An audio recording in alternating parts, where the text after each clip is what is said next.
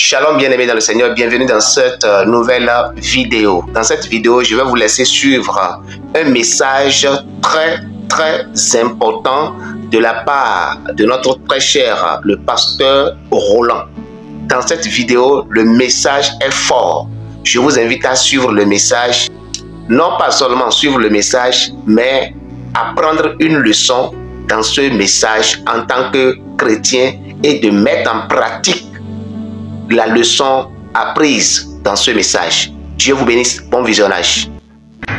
Salut, j'espère que tu vas bien. Moi je vais très bien par la grâce de Dieu. Je te demande de partager la vidéo à 5 personnes. Partage cette vidéo parce que je suis sûr qu'elle va faire du bien à beaucoup de personnes. J'étais récemment avec un frère, un ami, à qui j'étais allé rendre visite. Et quand on revenait, en fait, quand je rentrais chez moi, je passe donc la commande de mon Yango en Côte d'Ivoire. C'est ce qu'on appelle BTC, donc, ou bien Uber. Donc je passe la commande de mon Uber et il me pose la question, mais attends, et ton véhicule, tu l'as garé où? Je dis non, j'ai pas de véhicule. Il dit, mais attends, comment toi, un animateur qui anime une émission aussi visible comme ça, partout dans le monde entier, tu n'as pas de véhicule? Je dis oui, j'ai pas de véhicule. Et il était surpris, il dit, waouh, Roland. C'est pourquoi moi je n'aime pas travailler, c'est ce qu'il me disait, c'est pourquoi moi je n'aime pas travailler pour les structures ou bien dans un environnement chrétien. J'ai dit mais pourquoi? Il dit le chrétien est le seul qui peut voir ton besoin et puis te dire que Dieu te bénisse. Le chrétien, c'est le seul qui peut te voir ton besoin et puis Dieu dit que Dieu te bénisse. Que ce que tu es en train de faire là, si tu étais dans un autre environnement, un environnement où tu n'étais pas dans un environnement chrétien, quelqu'un va se lever comme ça pour venir t'offrir une voiture. Si c'est un païen, un frère qui n'est pas chrétien, il va se lever pour venir t'offrir. Que la plupart des animateurs que tu vois sur les grandes chaînes, ils ne vivent même pas de leur salaire parce que les salaires n'est pas consistant. Mais ils vivent des offres, des dons qu'on leur fait, des opportunités qu'on leur donne. Que moi-même, tu vois là, même je ne passe même pas là. Le travail que je fais là, c'est un monsieur qui s'est levé, qui est venu me faire un don, simplement parce que je fais un travail au contact avec les hommes. Et toi, tu fais une émission qui est suivie partout dans le monde entier, comme ça, je lui ai dit. On est tous conscients de cette réalité-là. Mais on a décidé de servir Dieu avec notre talent et avec notre cœur. La Bible dit, il est le rémunérateur de ceux qui le servent. Mais est-ce que tout le monde a le même cœur que moi? Est-ce que tout le monde a la même force que moi? Est-ce que tout le monde a la même capacité morale et spirituelle que moi? Je comprends aujourd'hui pourquoi la plupart de nos frères qui chantent dans les églises ou qui jouent dans les instruments dans les églises sont obligés d'aller monnayer leur talent dans les bars, dans les maquis et perdre leur foi. On a tendance à dire non, c'est Dieu qui prend soin de ses enfants, mais Dieu ne descend pas du ciel pour s'occuper de ses enfants. Frère, je vous dis une chose.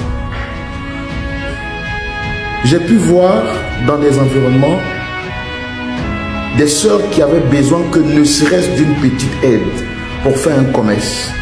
Et puis on lui dit que Dieu te fortifie, ma sœur. Que Dieu te bénisse, mon frère, pour tout ce travail que tu fais, que Dieu te bénisse. Mais à quoi ça sert de bénir une personne quand toi-même tu peux lui apporter une aide? À quoi ça sert de bénir une personne quand toi-même tu peux changer la vie de la personne? Et aujourd'hui, quand vous regardez par exemple dans le sillage ivoirien, la plupart des grands arrangeurs de son, la plupart des grands DJ, la plupart des grands faiseurs de coupés décalés sont soit fils de pasteurs ou on soit grandi dans un environnement chrétien. Mais compte tenu du fait que l'environnement dans lequel ils se trouvent ne leur permet pas de vivre de leur art, ils sont obligés d'aller monnayer les talents dehors. Et quand ils vont dehors, là, leur talent est pris en considération. Je ne veux pas citer le nom d'un artiste, mais dites-moi le nom d'un artiste qui cartonne, que ce soit en Côte d'Ivoire, partout dans le monde. Je te dirai que cet artiste-là a un rapprochement avec l'Église. Mais comme nous sommes prêts à tuer nos propres héros et que nous ne valorisons pas nos talents sont en train de sortir de nos environnements pour aller faire monnayer les talents dehors. Jésus a dit quoi? Donnez-leur à manger vous-même. Donnez-leur à manger vous-même. Est-ce que vous trouvez normal que des gens qui disent avoir accepté le Christ, qui sont la lumière du monde, qui font un travail, mais attends, l'Église est la force la plus puissante du monde? Pourquoi vos enfants sont misérables? Pourquoi ceux qui défendent votre identité, qui sont la valeur ajoutée de votre identité, ne font pas la fierté? Tu ne peux pas dire que ton Père est le Dieu de gloire, ton Père est le Dieu de bénédiction, alors que quand on te voit là, tu marches comme un minable. C'est méprisable, c'est frustrant. À la limite, ça fait mal. Je pousse ce cri de cœur pour parler à quelqu'un. Pour parler à un frère dans une église. Parce qu'aujourd'hui, je n'ai aucun complexe à dire que je suis animateur chrétien, présentateur télé chrétien. Je n'ai aucun complexe. Mais comment tu te sens quand tu arrives dans un environnement où ceux qui ne confessent pas Jésus se trouvent dans les conditions où que toi-même, tu n'as même pas le un quart de ce qu'ils présentent? D'aucuns me diront, oui, on n'est pas là pour la prospérité, on ne sert pas le Dieu du monde, toutes ces choses-là sont vanité. Mais c'est vanité, mais c'est nécessaire. C'est utile pour le bien-être. Ce que je veux te dire, c'est pas forcément à moi. L'Église est en train de perdre ses talents. L'Église est en train de perdre ses valeurs. Parce que nous n'avons pas compris le principe élémentaire. Ce principe-là, c'est celui de prendre soin de nos valeurs. Vous ne pouvez pas avoir un frère dans une église qui est auteur, qui a écrit un livre, et aucun frère de l'église n'a son livre. Ce sont les gens du dehors qui viennent payer son livre. Vous ne pouvez pas avoir dans une église un frère qui fait un travail, qui est cordonnier, mais quand vous voulez faire vos chaussures là, vous préférez les apporter dehors, pour faire vos chaussures dehors. Et vous voulez que ce frère en Christ là, il prenne soin de lui comment? Demain, quand il va se lever pour commencer à aller travailler dans un bar, dans un marché pour prendre soin de lui, vous allez lui dire il a régné la foi. Mais vous étiez où quand ce frère avait besoin de vous, église?